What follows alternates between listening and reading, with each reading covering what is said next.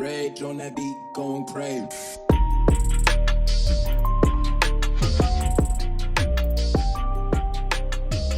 Ladies and gentlemen, welcome back to Down the Stretch, the Solano Stallions podcast. My name is Carter Scott. We've got a ton to get into this week, and we've got a great interview with Stallions player James Lake coming up. Great guy to talk to. Talks about his experiences. Been around a while in the game of basketball. Great interview with James Lake coming up. But first, we've got Stallions GM Jonathan Smith back on the pod to run the fast break.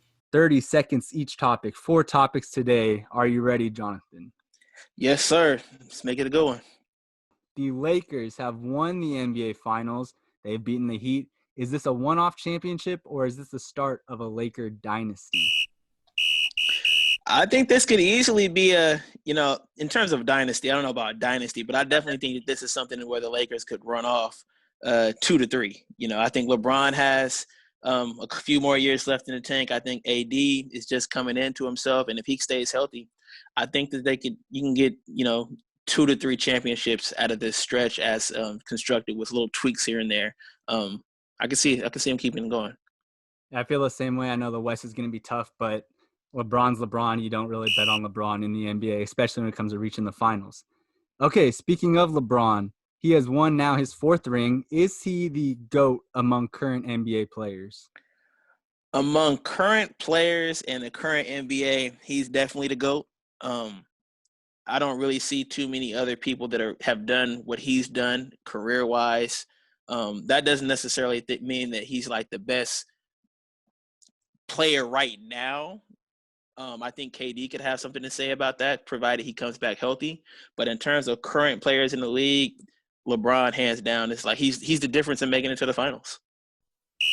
Now, next, is he the all-time GOAT out of all NBA players? Absolutely not. It's MJ is the GOAT. You watch his game, he between the mental steps of the game and then his talent, the way he played the game, the fact that he could beat you mentally before even stepping on the floor, that's a huge piece of the game. And then talent-wise, I feel like he just made the game, that much easier. He did what he wanted. And I'm going to say this really quickly, that the disrespect that Kobe gets of not having his name mentioned is just bad. So it's MJ, and then I'm going Kobe. MJ and Kobe over LeBron. Over LeBron. Wow. All right. That is a hot take. I'll say that. And then finally to the NFL, the Niners, they're falling apart. What's happening there, and can they turn it around in time to make the playoffs? I think that for this season, it's a wrap for the Niners. Between the injuries that they've had so many on offense and defense. And then Jimmy G is like, you can't tell if he's developing, if he's getting worse. He's just a huge question mark right now. And, I just judging off of the way that they've been looking, I just don't really see them making a strong push. And then that's on top of having just went to the Super Bowl. Not too many teams go to the Super Bowl and bounce right back the following year outside of, Brady and the Patriots. That was the fast break. Thanks so much again to Stallions GM Jonathan Smith for taking on the challenge. Now let's get into our great interview with Stallions player James Lake.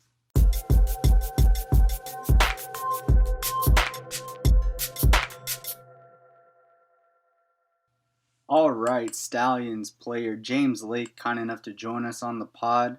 Now, James, I was told you were growing up a 2-sport athlete, basketball and football. Talk a little bit about that and what made you kind of choose basketball as your main focus. I mainly started off playing basketball when I was in about the 5th grade, and my brothers who were kind of into football and football stars also, they kind of just pushed me towards like, man, you at least need to try it. So I ended up trying it and liked it, and then I went with it. But in all, my heart was just in basketball, so I chose to go that route.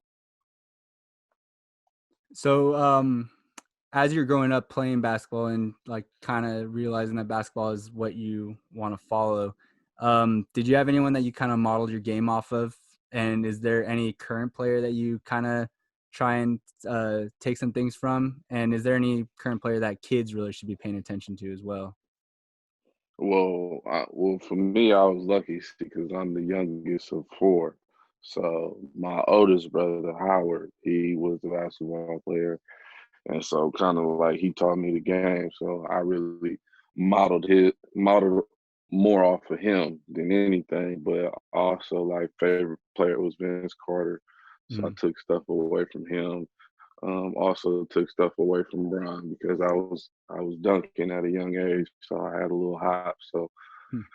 it was easy to take bits and pieces and incorporate it when I was younger. So yeah, them for sure. So did you ever like see one of their kind of dunks and then at a young age or whenever you were able to start dunking, did you ever like try and bring that into a game and say like, yo, I just did that Vince Carter dunk, you know? Vince Carter, he was kind of up there. I definitely got a couple nice dunks. Um, when Vince Carter jumped over the 7-footer, I I did something kind of towards that, but the guy wasn't 7 foot. You know what I mean? So Yeah. that was about the only difference. But definitely tried to take a charge and cleared over his head. So do you have any other plays like kind of throughout your playing career that stand out to you and like made you kind of look back and think, damn, that was actually a pretty sick play I just did?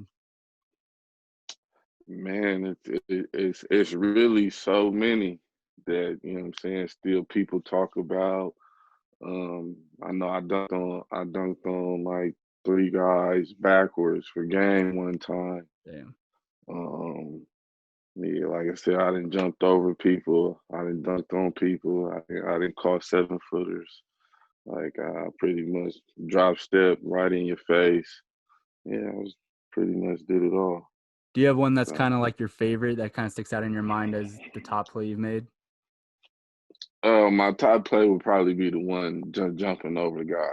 Like I actually got video of me clearing him. So And the video, that yeah. that's the key part is the video proof because now that guy's got to deal with that being out there the rest of his life, basically. Yeah, and and what was funny is when like I went to my university because that happened when I went to Delta. When I went to my university, Mm. I ended up playing against some of his teammates on another, and they was on another team in the same conference. And so when I saw him, it's like, "Yo, you look like the guy." I'm like, "Yeah, I went to Delta." They was like, "See, that is him. He the one that jumped over the homie." And I was like, "Yeah, yeah, that's me for sure, for sure." So. That's gotta like be like one of the best feelings ever is when you get the guy's friends to be like geeking out over you. Like, yo, you're that dude that just totally ruined my friend's reputation right there. That is sick. Yeah, it's dope, but you gotta understand, I've been dunking since the 5th grade. Mm. So it's like you pulling up to elementary schools, you pulling up to middle schools, and it's a kid dunking, catching all the oops and stuff. Like that was more so like the hey, like I know you, like you the one who dunked on, you feel me, my little nephew. He over there playing with the Pokemon cards right now. Like, yeah, that So was me. it sounds like you kind of like carried a reputation around with you wherever you went. Oh yeah, for sure, for sure. So how does like that kind of experience and how does I heard because I heard you've played for other ABA teams as well before coming to the Stallions. How does that all kind of compare to the Stallions and how do those other experiences kind of help you with your time here? Um, I would just say like trial and error. Like when I got to the Stallions, that was probably my third year playing. So like the first year, I kind of was learning the system. Second year, I kind of got a hint of what it was, and then it was like third year, I came in rocking and rolling. So um, I really enjoy playing for the Stallions program. I think they're a cool program. I think they're a program that's willing to grow. You know what I'm saying? Definitely have opportunities for you, like if you want to take your talents to the next level. Mm. So, And so, last question: what's it mean to now be playing for the Stallions and play in your hometown and represent your hometown team and your community? I personally think it's dope. Just what I'm saying, being Mm. from Fairfield, growing up, like the facility that we practice at, I literally used to walk by it all the time as a younger kid. So just being able to rep Fairfield, because anybody that knows me knows, like, you feel me. I played in Mm. a whole bunch of different other places, but they also know that I was also from Fairfield. Like, I made that very clear. So now just being able to play for the home team, like, what I'm saying, I love it pretty much. That's awesome. That's James Lake. Thanks for hopping on the pod this week and talking about your experiences. Appreciate it. Appreciate it.